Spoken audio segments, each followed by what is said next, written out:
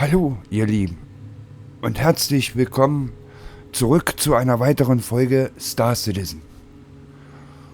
Ich begrüße ganz herzlich meine liebe Community, aber auch alle anderen Star Citizen Begeisterte. Wie ihr seht, befinde ich mich gerade auf der Krankenstation. Und ja, im Moment kann ich nur sagen, bedauere ich zutiefst, dass ich sowas nicht im Real Life habe. Denn im Moment, ja, leider eine etwas ernstere Erkrankung. Leider ist es im Real Life nicht so einfach, dass man nur auf ein Knöpfchen drückt und man ist wieder gesund. Ich möchte euch trotzdem das heutige Star Citizen nicht vorenthalten. Und ich habe für euch das Inside Star Citizen natürlich, das dieses Mal ganz besonders interessant ist. Denn es geht um die neuen Fabrikanlagen und die sind wirklich großartig gelungen. Das ist eine Augenweide, das überhaupt zu sehen. Und im Anschluss davon habe ich noch ein kleines Schmankerl für euch. Auch für die Augen natürlich. Und ja, ich hoffe, ihr genießt es und drückt mir die Daumen, dass ich schnell wieder gesund werde und wir uns dann demnächst auch wieder mit Gameplay wiedersehen. Lange Rede, kurzer Sinn. Und los geht's.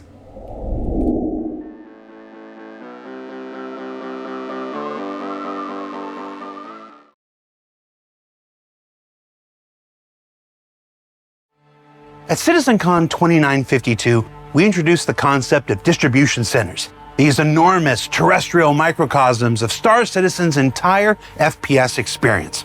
And since that time, we've intermittently followed along with their progress as they make their way to the persistent universe in the upcoming Alpha 323. And with that milestone approaching in just the next few months, let's dive underground one more time and see where they're at now, and discuss a little more about what you'll be doing once you get inside. What are distribution centers? It's a super basic question. But I've got to unravel about 2 years worth of development time in order to answer it. So a distribution center is a colossal hub that an organization owns that they distribute goods for, and this could be commodities themselves or stuff that they're making. They're very big locations on the ground. They're a hive of activity. But you can also go there and cause some chaos as well. To the player, depending on what faction it is, it's still going to be a means to way of getting different types of missions. We don't want you to go to this location and be the only person there doing a thing. In some locations, you're going to find that you're just doing a delivery mission, you're hauling some cargo out there, you're dropping it off, and you're getting your fee for doing that. But while that's happening, another player could be infiltrating it, they could be assassinating a VIP in there. They provide a large variety of gameplay, anything to bombing runs, first-person combat, theft, you name it. A whole quagmire of different things going on at any one time. Basically a microcosm for all the FPS-related gameplay in the universe. What's your favorite thing about the distribution centers? They're nearly done.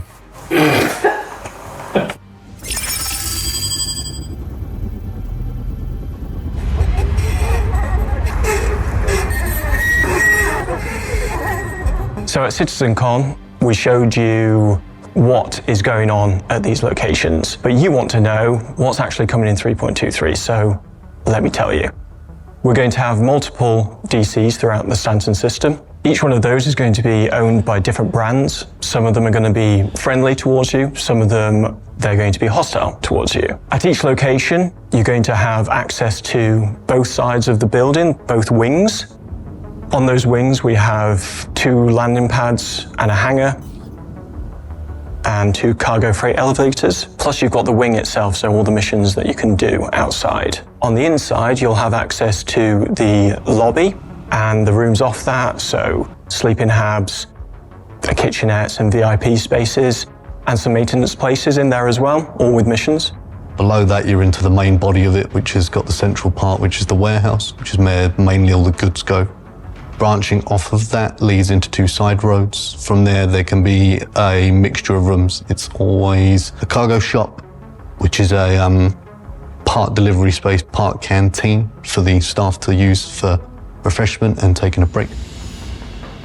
Storage rooms, which are the main whole of distributing big cargo boxes, which have to be used to be picked up via a tractor beam. There are worker rest areas, there are security areas, side rooms. And a side road, which is more like a little maintenance area, but it does have an underfloor, again with the ventilation access. That's on the inside. Branching out from that as well, there are 2 wings. Each one comes equipped with a cargo area, a shipping depot, and security door than the outside. Hopefully enough content for you to get your teeth into in this kind of initial release. Can you bring vehicles inside? To the outside wings, yes, but you can't drive them into the actual center, no. No. Sound really confident about it. Why can't you take vehicles inside? Because we block them off. How'd you block them? All odds. Vehicle force field? All odds. You're telling me there's no way a player is going to be able to tractor beam a vehicle over those ballers and get a vehicle inside? I would like to say no. Backers, you know better. The challenge is made. Get the vehicles in there.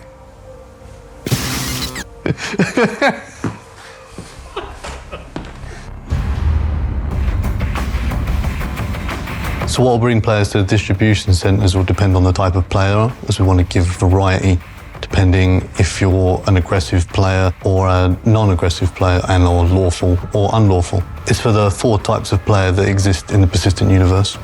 So there's aggressive lawful,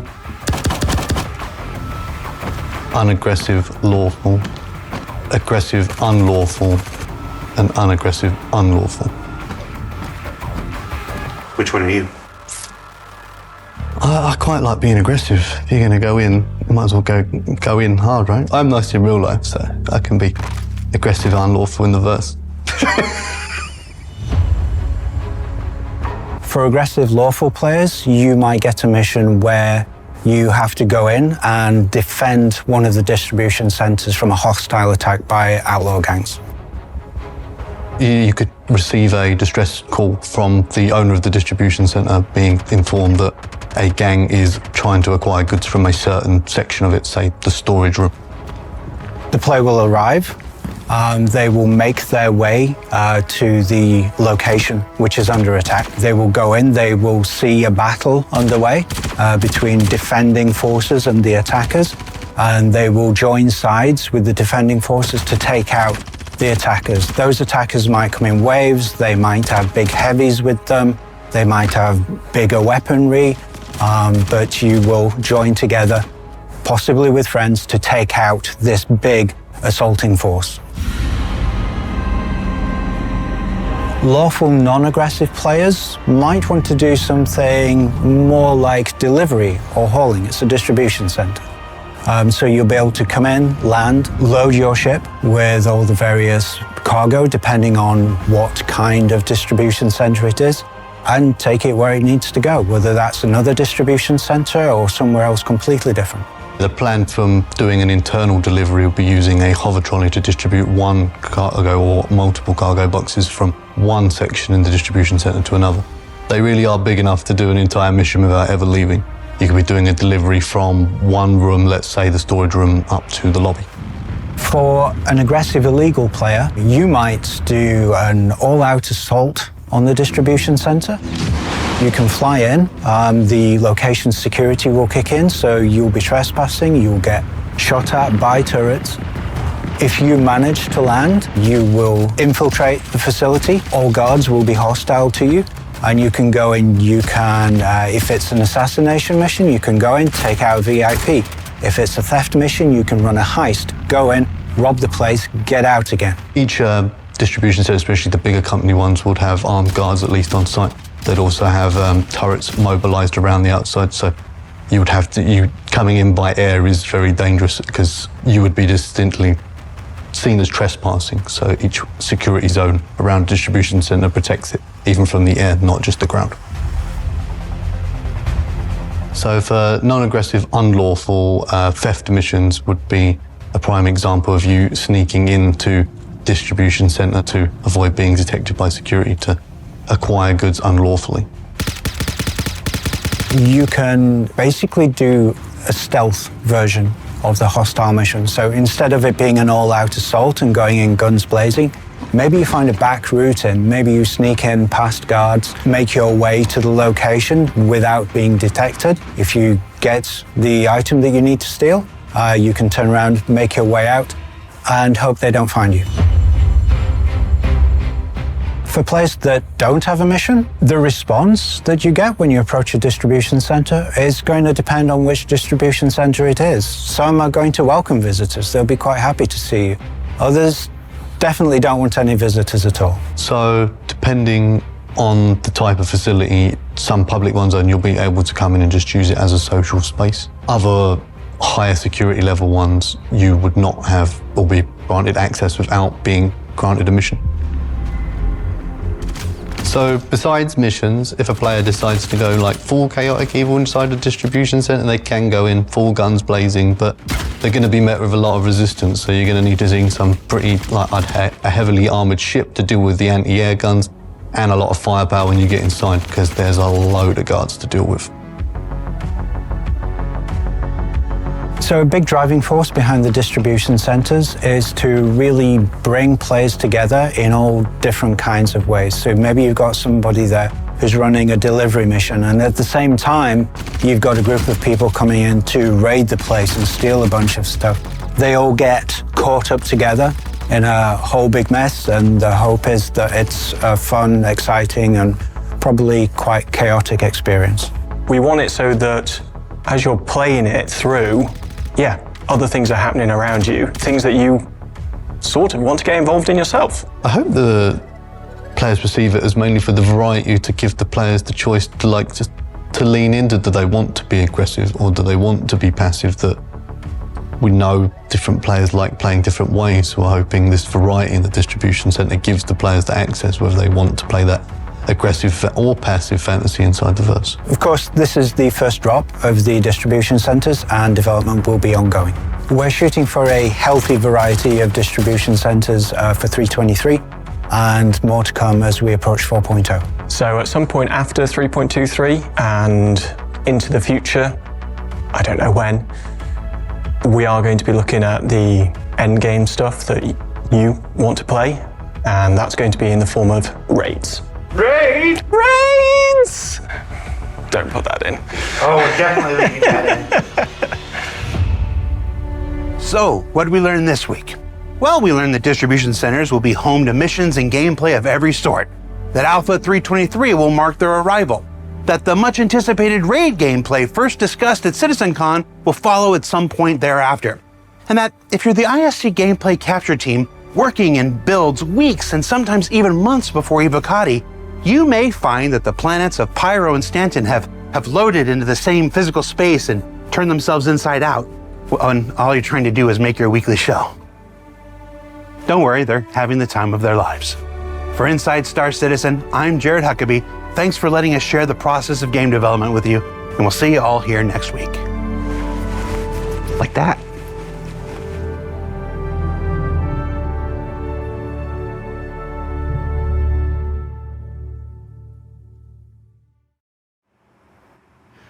Now I've had the time of my life, though I never felt like this before.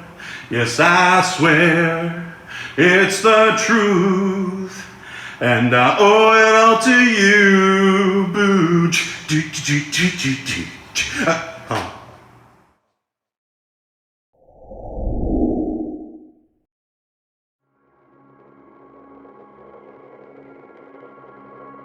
You may think that Daymar is straight up just a desert planet, or desert moon rather. It's really not.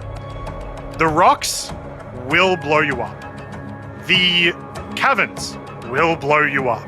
Practically everything will blow you up if you're in a bad spot here, so you have to be very careful.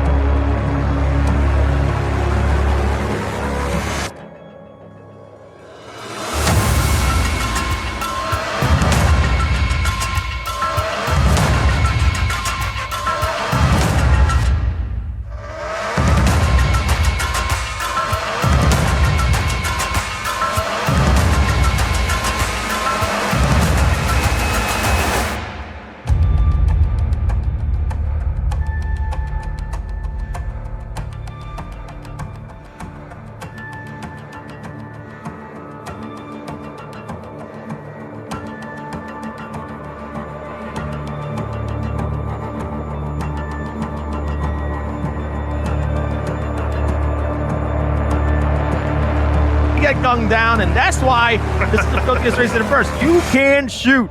If you see someone, you shoot them. Oh, the barrel roll, baby! Let's get it. Oh, they're getting good shots from that second RT right now. Not like this. Oh, dear.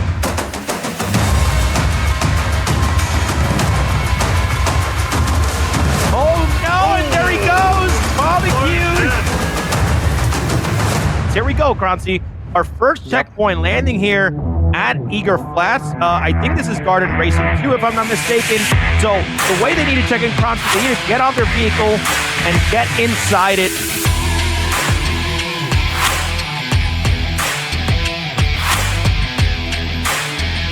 I love the VIP shit, man. It's awesome. Oh, for sure. It's super, super cool.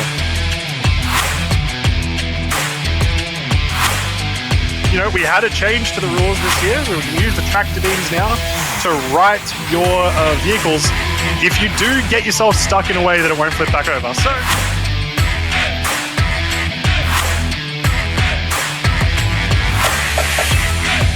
here we go with this switch, Croncy. yep, so a reminder how these switches work is you want to make sure you are parked inside your support vehicle before they are allowed to leave.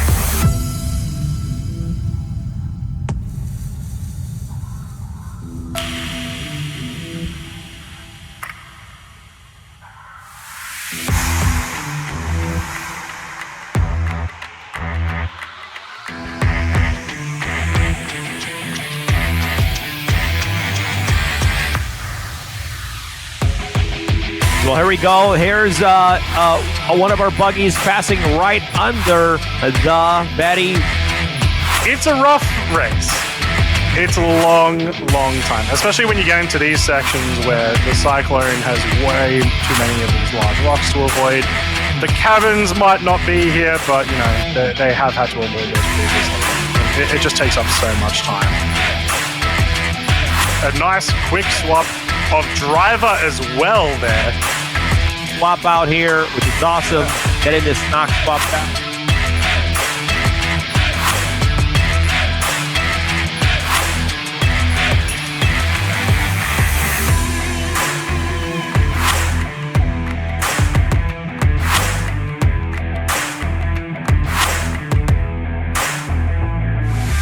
So here we go. We are going to have our first finisher of the Daymar Rally, 29.54.